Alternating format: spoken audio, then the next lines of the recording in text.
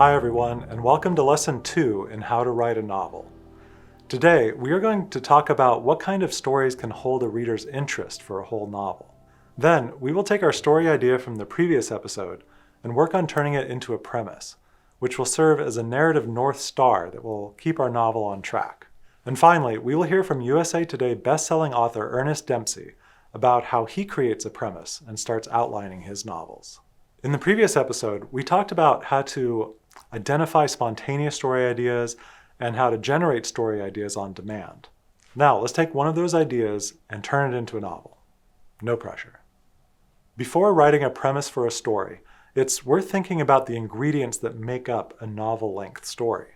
We tell stories every day, and we think we know exactly what a story is. But there's a big difference between telling a friend about the guy who stole my parking spot at Trader Joe's and telling a story that can keep readers riveted to a book for 400 pages. A collection of events won't hold their interest. Even super dramatic events might hold their attention a bit longer, but dramatic events without meaning quickly become tedious. That's why you can get bored to death in an action movie, even though a lot of dramatic stuff is happening. We need a definition for a kind of story that infuses events with enough meaning to hold people's attention for the many hours it takes to read a book. A story definition I like comes from Lisa Cron. She wrote an excellent craft book titled Wired for Story, the writer's guide to using brain science to hook readers from the very first sentence. This is her story definition. A story is how what happens affects someone who is trying to achieve what turns out to be a difficult goal, and how he or she changes as a result. That definition sounds very simple, but there's actually a lot going on there. Dramatic events are tedious without meaning, so what gives events meaning? They have to happen to someone we care about. Cron's definition includes a protagonist, someone for us to care about. But how can we get readers to care about a fictional character? We will talk about this a lot in this series, but the most important ingredient is strong desire. This is present in the definition. The protagonist wants something and is trying to achieve a difficult goal. There are a lot of things that make us human beings different, and it's hard to connect over those differences. But one thing that's truly universal is strong desire. We all want things, for ourselves, for others, for our world. And when we see strong desire in another person, especially someone brave enough to act on those desires, we instantly connect with that part of them, and we care about their journey to achieve that desire. We see in the definition that the protagonist has difficulty achieving a goal. A lot of events will happen, but they aren't meaningless anymore. They are happening because a protagonist we care about is pursuing that strong desire. And finally, the structure mentions that a protagonist changes as a result of struggling to achieve her desire. In most stories, the crucible of striving toward that goal will require change and growth to achieve it. In Star Wars, Luke Skywalker must learn how to wield the Force and to place his trust in it. In The Hunger Games, Katniss Everdeen must grow from being a simple hunter into a public figure and a symbol of resistance. The exception to this principle is the traveling angel story. Forrest Gump is a good example of this. Forrest Gump doesn't change much at all over the course of the story. But because of his unchanging goodness, he changes everyone around him as he moves through the story world. Another powerful element in this story definition is that a story is really about how the events affect the protagonist. When we read a novel, we are experiencing the story world through the protagonist. And if the story events aren't affecting the protagonist in any profound way, then the story is going to feel flat and boring, and we as the reader probably won't feel anything. As much as I like Cron's story definition, there's one more story element that's helpful to keep in mind, and that's motivation. Strong desire is one of the best ways to connect with a protagonist, but what makes that strong desire even more believable and relatable is revealing what motivates that desire. In The Hunger Games, Katniss joins the games to save her sister's life. Talk about an urgent and powerful motivator. In Star Wars, Luke Skywalker wants to get away from his barren moisture farm on the backwater planet, and then the Empire kills his aunt and uncle. And he learns that his father used to be a Jedi Knight. All this gives him extra motivation to leave Tatooine and fight against the Empire. In The Old Man and the Sea, the old fisherman needs to catch a fish in order to eat, to end his streak of bad luck, and also because fishing is just his life. He knows nothing else, and therefore must fish. These are all powerful motivations, and it's easy to see why characters have strong desires and are willing to pursue their goals in the face of massive adversity. So, here's a story definition that I came up with that attempts to include all of these ideas. A protagonist with clear motivations and strong desires pursues a goal and struggles to overcome multiple challenges that deeply affect her until she changes enough to succeed. There's a lot of theory packed into that definition, and we'll keep exploring that theory throughout the series. But building our story idea off this definition will help us throw all the critical ingredients into the mix right from the beginning. You don't want to start out baking a cake and then realize that you forgot the sugar. And we don't want to start working on a premise and an outline for a story that's missing these ingredients. If we get them right in the beginning, it'll help to make the whole novel better. So, now that we have a story definition, how can we use it to turn our story idea into a strong premise? A premise is usually a 1 to 3 sentence summary that reveals the protagonist, shares the basic idea of the story, gives a sense of the central conflict, and also includes some kind of story hook, which is a dramatic story event or reversal that will surprise and capture the interest of potential readers. Writing a premise for your story is important for a couple of reasons. The most important is that it'll help you get clear in your own mind what the story is really about before you start writing. And if you write a premise that's crackling with possibility and that makes you stoked about your own story, you'll be much more likely to persist through the months and the years it will take to actually write it into full novel form. Another reason is to give you a handy elevator pitch to get other people, especially those agents and editors, excited about what you're working on. We just used The Hunger Games, Star Wars, and The Old Man and the Sea as examples. So let's see what a premise for each of those stories looks like. And because I'm like a lazy high school kid, I asked ChatGPT to write a 2-sentence premise for each of those stories. And it actually did a really good job. I'm not going to read them, so pause the video and take a screenshot if you'd like to study them. You'll notice that for each premise, ChatGPT has revealed the protagonist, shares some important plot points and the main conflict in the story, and gives a sense for how the protagonist must struggle and change to succeed. Written well, a premise will include most of the story ingredients from our story definition, and even though the protagonist's motivations and strong desires might not be stated explicitly, a good premise will reveal just enough of that information so the motives and desires are kind of implied. In the previous episode, I shared my idea that I will be using to write a novel for this series. My original idea was, create a story around the title When There Was Light. Perhaps aliens want to destroy life on Earth, so they place a shield between us and the sun, blocking its rays.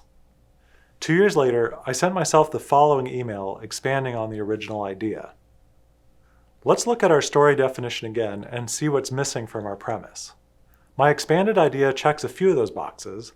We know how the story starts and we have a protagonist, but we're missing the protagonist's motivations and strong desire. We also need a better sense of the overall story. This is where story theory really starts to help us. It tells us what's missing from our fledgling story idea. And in the next episode, we'll see how story theory can become even more helpful. We'll learn about the hero's journey storytelling structure and John Truby's 22 steps story structure. And those will help give us a guide for the things we should think about at each step to create a cohesive story arc. Okay, so I've spent several days agonizing over this premise.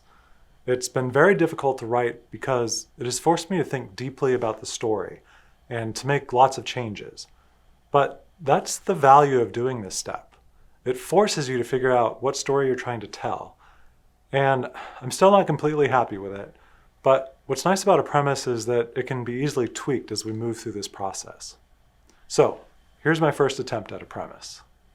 After a robbery of the Svalbard seed vault and the discovery of enormous disks in space starting to block Earth's sunlight, the US government tasks Kelsey Lystad, a former defense contractor turned peace ambassador, to develop the diplomatic response to the crisis.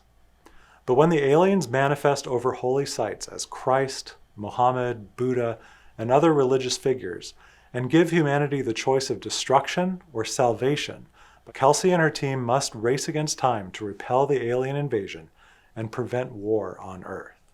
Like I said, I'm still not sure about this premise, and it'll probably evolve over time. But for first draft, I think it's pretty good. We get a sense of the overall story and its major conflict.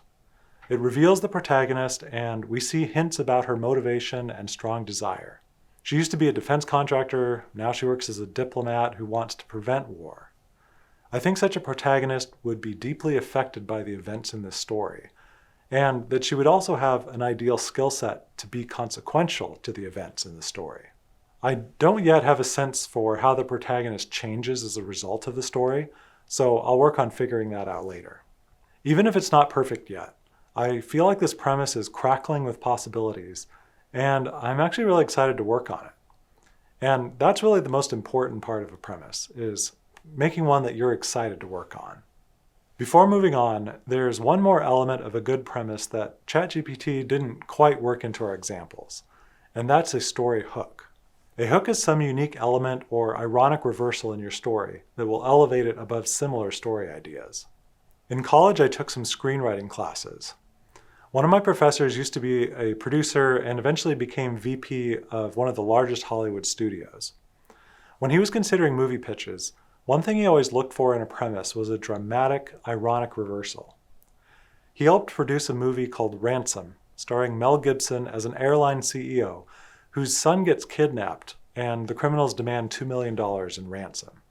So far, this story idea promises lots of drama, but ransom stories have been told many times before. What kind of hook would make the idea stand out and catch the attention of a producer and later the movie-going public? That's where the ironic reversal comes into play. The premise for Ransom that actually helped it get made went something like this.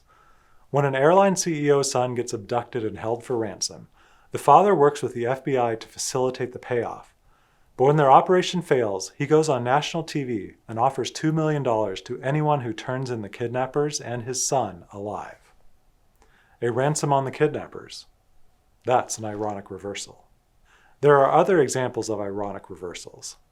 It's a Wonderful Life could be pitched as, when a man decides to kill himself, an angel shows him how much worse the world would be if he'd never existed. What a beautiful way to use irony to show the value of someone's life. Going back to our example of the old man in the sea, the old man who hasn't caught a big fish in months finally hooks a massive marlin and spends agonizing days reeling it in, only for sharks to devour most of its flesh before he can sail back to shore. The man's fish is eaten by other fish. That's irony. I recently interviewed USA Today bestselling author Ernest Dempsey, and he talked about the marketing tagline for his new book, Thief's Honor. And the tagline itself is an ironic reversal, which is, they stole a Rembrandt, he's going to steal it back. In just a moment, I'll play the part of the interview where Ernest talks about how he develops a premise and starts outlining his books, so stay tuned. Now, it's worth keeping in mind that there are plenty of stories that don't have a flashy reversal or some massive dramatic hook in their premise, yet they're wonderful stories. But it's worth considering this idea and seeing if it will help elevate your story idea. I have tried thinking up an ironic reversal for my story, but one hasn't come to me yet. If it does, I'll end up throwing it in the mix later. I feel like my idea does have a hook though, and that's the idea of aliens trying to convince various religions that they are God's advent in the world. I'm not aware of a story that does this, and I think if I really milk that idea for its potential, it'll help my story rise above like the typical alien invasion story. Let's wrap up this episode by hearing from Ernest Dempsey, a USA Today bestselling novelist who has published more than 40 novels. In this segment, he talks about how he creates a premise and starts outlining his stories. Later on, I'll also publish his full interview as a little bonus episode, so you can learn more about his process and techniques. So another thing I was curious about, one of the first episodes you were talking about, like how to take that initial idea for a novel, like maybe standing there on that archaeological site and having this idea. How do you take that like small initial idea and think about expanding it all the way to novel size? Oh, that's a hard question. Next question, John. Now, so how do you take an idea and expand it? So for any story, whether it's sci-fi, thriller, fantasy, archaeological thrillers, horror, whatever it is, there has to be a plot catalyst. And I've never heard that term before, plot catalyst. So I don't know if I coined it, but by accident, but that's what I've always called it. In archaeological thrillers, they're easy to find because they're MacGuffins, right? They frequently are called MacGuffins. So like the Ark of the Covenant is a MacGuffin. And so the whole point is trying to find that MacGuffin or a smaller MacGuffin that you discover that leads to the bigger MacGuffin, right? The treasure. So maybe the MacGuffin is like a journal that was left behind by a conquistador, right? And it leads to this thing. So that journal is the MacGuffin leading to this other bigger MacGuffin or a bigger treasure, right? But to me, the MacGuffin is just a plot catalyst. So you can apply that same logic to any story. So, if you have a sci-fi story, like right now, Ahsoka is going big on Disney Plus, right? And the plot catalyst for Ahsoka is that we thought the Empire was dead, but the biggest threat of all from them is still out there, and that's Admiral Thrawn, like their best admiral. They're one of the best written villains, by the way, of all time.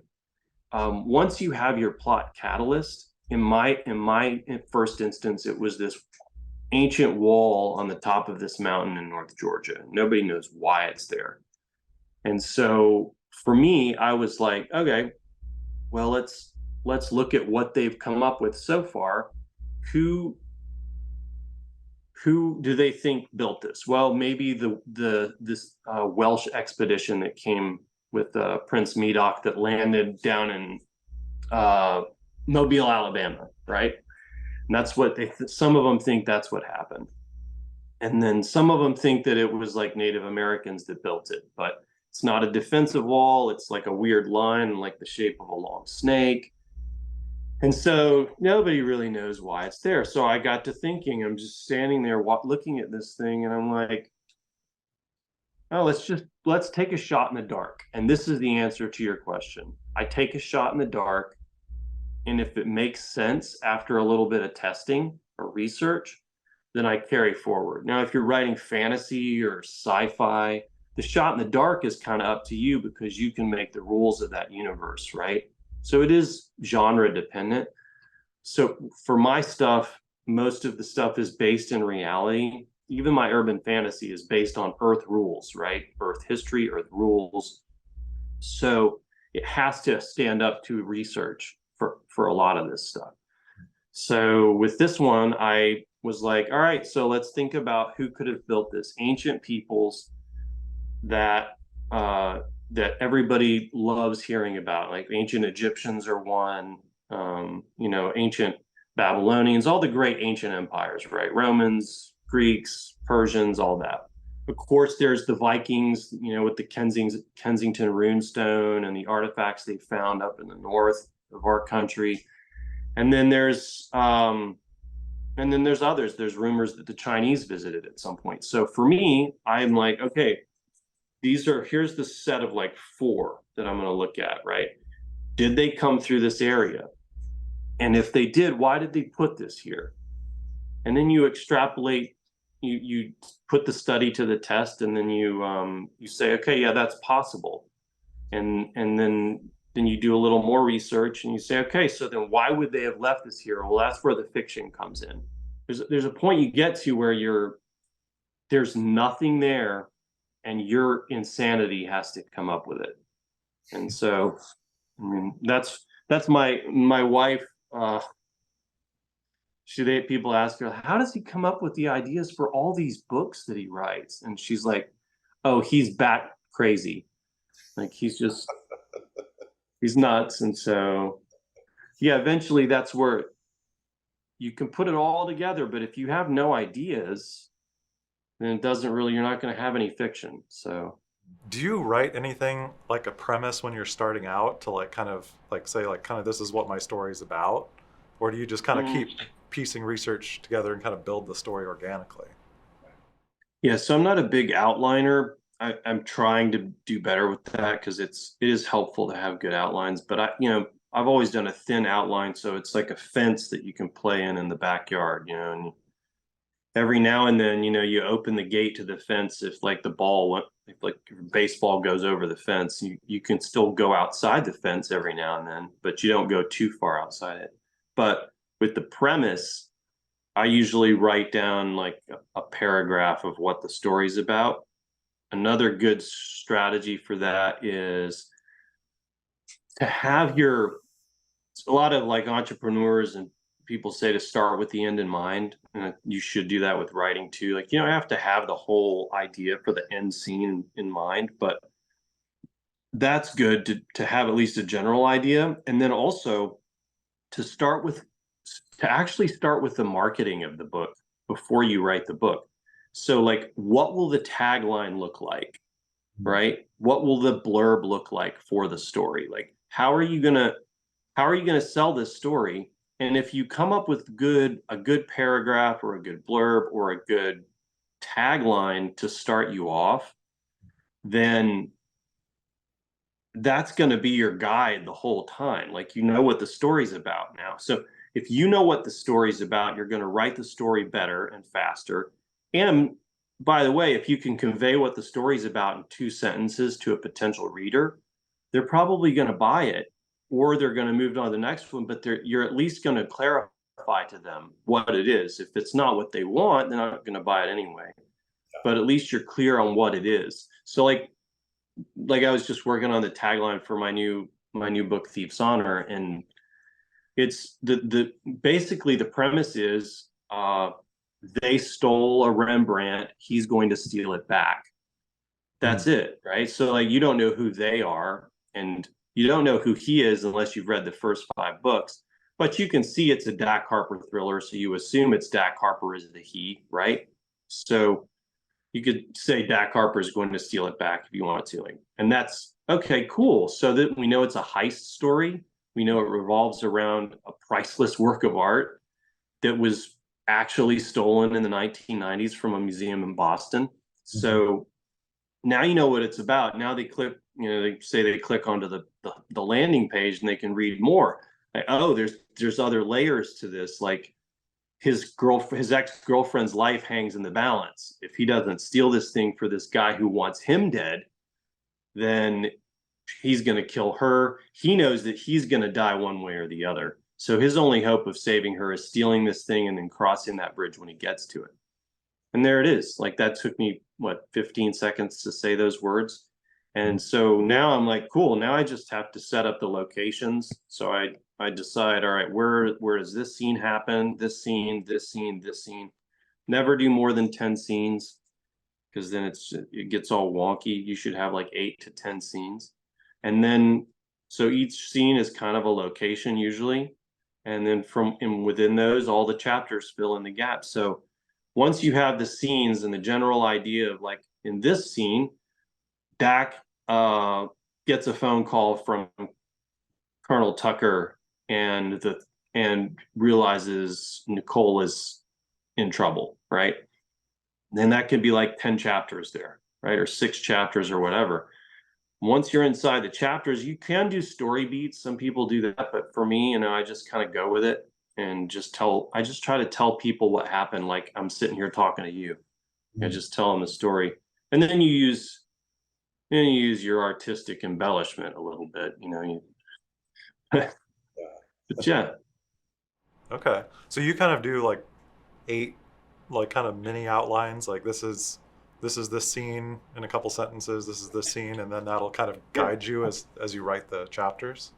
And then as I get to each scene too, I'll do the same thing for each chapter. So I'll say, like in this chapter, Dak and Will do this. Next chapter, dialogue between so and so as they do research on this.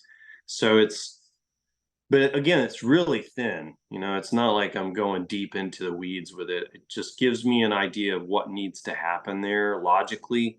And then I can get the pacing right. I can get the flow of the story right. That's the most, to me, that's the most important thing. Everybody talks about character development and all that, and it is important.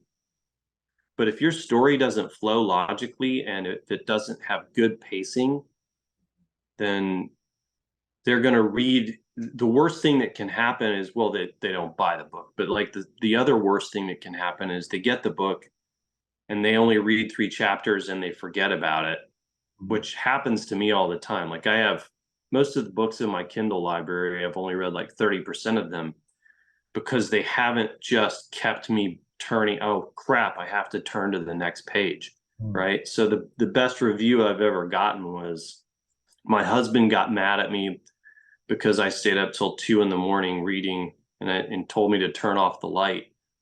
And that's cool. I'm sorry I got you into a fight, but at the same time, like that's what I want. Like I want a lot of cliffhangers, a lot of build up, and then like you must keep reading, right? Thank you so much for watching this episode. If you found this video helpful, please like it, leave a comment, and subscribe to the channel. This will convince the algorithm to show this content to more aspiring writers, and it'll also make sure that you get notified when new episodes drop. Until next time, keep writing.